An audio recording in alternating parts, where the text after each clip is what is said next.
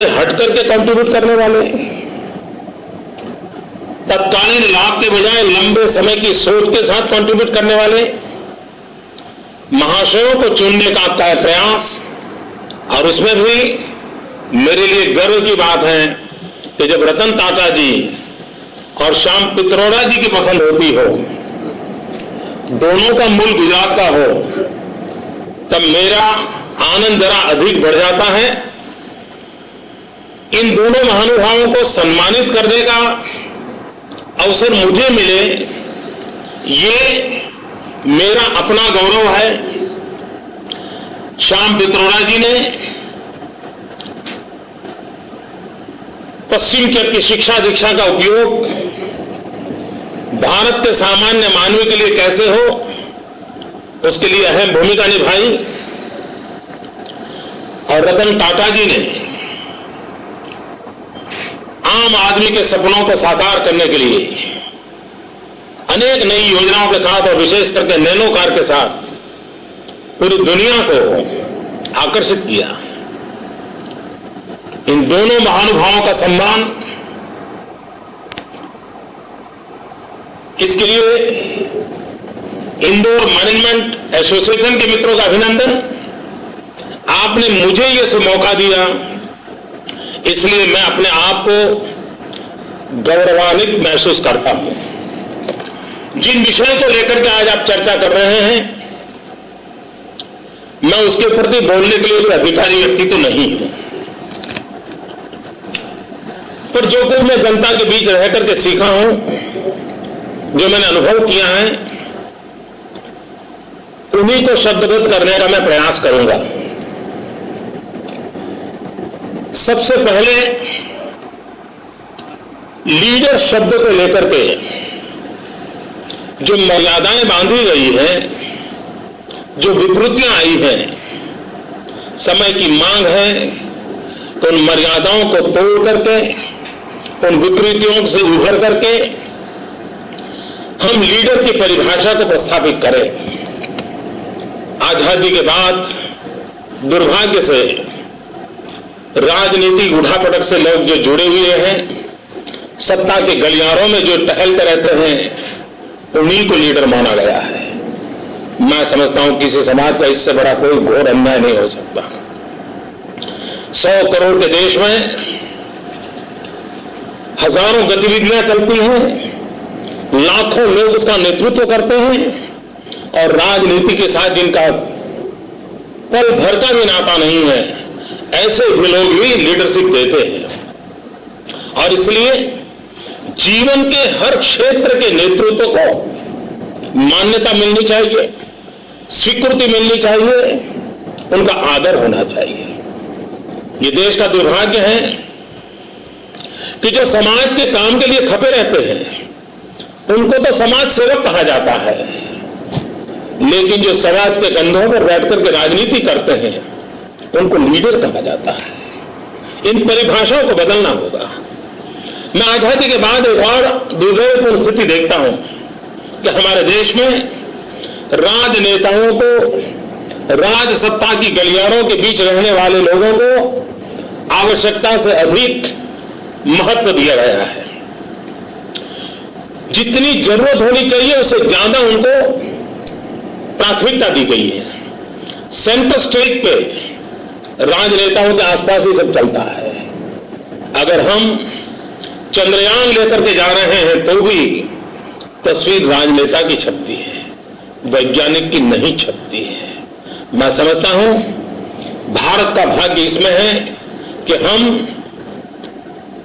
इस राजनेताओं के आसपास की लीडरशिप की जो सारी परिभाषाएं हैं, उससे ऊपर उठे, उससे बाहर निकले, और समाज की हर शख्सियत को, समाज के लिए कुछ न कुछ करने वाले हर व्यक्ति के नेतृत्व को स्वीकार करें, उसका सम्मान करें, उसका गौरव करें। और ऐसे लाखों नेताओं के माध्यम से ही आने वाले हिंदुस्तान का भविष्य निर्माण हो सकता है। राजनेताओं को उनका ड्यू मिले, मुझे इतराज नहीं है, उससे ज्यादा मिल रहा है, उसके कारण कठिनाई बढ़ती चली जा रही है। मैं और एक बात कहना चाहता हूं कि हम 1857 से लेकर के 1947 तक 90 साल के आजादी के आंदोलन को देखें तो हमारे ध्यान में आता है कि देश के लिए मरने वालों की कमी नहीं थी, फांसी के तख्त पर चढ़ने वाले नौजवानों की कोई कमी नहीं थी। एक के बाद एक नौजवान वंदे मातरम कहते कहते हाथ में तिरंगा लेते लेते फांसी के तख्त पर चढ़ने के लिए कतार लगाकर खड़े थे। भगत सिंह, सुखदेव, राजगुरु, वीर सावरकर, न जाने कितने नाम है। किसी के बलिदान में कोई कमी नहीं थी। आजादी के आंदोलन को चलाने के लिए, आजादी की प्राप्ति के लिए मातृभूमि के लिए बलिदान देने वाले ये महापुरुषों की शक्ति, उनकी शख्सियत, उनके त्याग, उनकी तपस्या की कोई कमी नहीं थी। लेकिन उसके बावजूद भी आजादी के आंदोलन के साथ हम गांधी को क्यों जोड़ते हैं? अगर ये हम समझ लेंगे तो मुझे लगता है कि देश को आने वाले समय में किस दिशा में ले जाना चाहिए उसका रास्ता हमें नजर आ जाएगा। आजादी का आंदोलन में कई लोग खप गए थे, लेकिन महात्मा गांधी ने आजादी के आंदोलन को जन आंदोलन बनाया था। एक आदमी सफाई का काम करता है तो भी उसको लगता था कि मैं देश की आजादी के लिए काम करता हूं। कोई चरखा काटता था अपने घर के अंदर, वो बुढ़िया भी कहती थी कि मैं आजादी के लिए काम कर रहा हूं। कोई रक्तपीत के दर्दी के लिए काम करता था तो उसको भी लगता था कि मैं आजादी के लिए काम कर रहा हूं। और यही तो सबसे बड़ा कंट्रीब्यूशन महात्मा गांधी था कि उन्होंने उस समय के देश के करोड़ों नागरिकों को अपने जीवन व्यवहार के साथ कुछ न कुछ करते करते, खादी पहनो आप आजादी के सिपाही हो, आप सफाई का काम करो आप आजादी के सिपाही हो, आप अनपढ़ लोगों को पढ़ाने का काम करो आप आजादी के सिपाही हो। ये जो मास मूवमेंट में, एक जन आंदोलन में आजादी की इस भावना को महात्मा गांधी ने कन्वर्ट किया था, जिसने देश को आजादी दिला दी थी। मैं मानता हूं आजाद हिंदुस्तान को उस नेतृत्व की आवश्यकता है जो नेतृत्व स्वराज्य जिस प्रकार से जन आंदोलन में बना, सुराज्य भी जन आंदोलन से आना चाहिए। सुराज्य के लिए जन आंदोलन खड़ा होना चाहिए। विकास ये जन चेतना का अंग होना चाहिए।